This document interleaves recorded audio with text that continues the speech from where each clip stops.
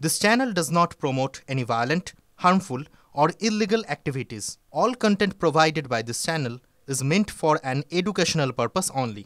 Top quality और consistent performance के लिए सिर्फ सिल्वर पंप नाम याद रखें।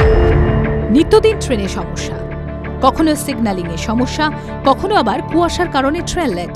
হাই টেনশন তার ছিঁড়েও দিন কয়েক আগেই তুলকালাম কাণ্ড বেঁধেছিল বারুইপুরে। কিন্তু দুটো কাকের ঝগড়ার জন্য ঘন্টার পর ঘন্টা ট্রেন দাঁড়িয়ে আছে, এমন কখনো শুনেছেন?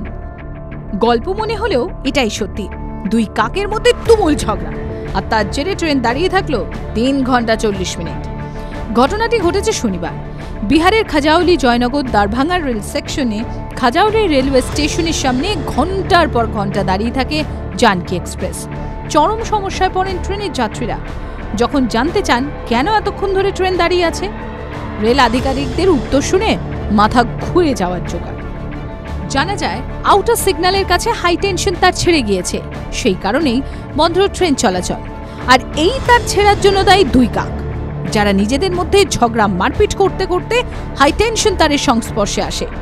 সঙ্গে সঙ্গে পুড়ে যায় তারা, আর এদিকে ছিঁড়ে যায় তারও। বিদ্যুৎ সংযোগ না পেয়ে এমার্জেন্সি ব্রেক কষেন লোকো পাইলট। দাঁড়িয়ে যেতে হয় জানকী এক্সপ্রেসকে। এরপরে রেলের আধিকারিকদের খবর দেওয়া হয়। 3 ঘন্টারও বেশি সময় মেরামতির পর অবশেষে ট্রেন চলাচল ফের স্বাভাবিক হয়। জানা গিয়েছে ভোর 5টা 10 মিনিট থেকে 8টা 40 পর্যন্ত জানকী এক্সপ্রেস দাঁড়িয়েছিল। TV9 Bangla digital.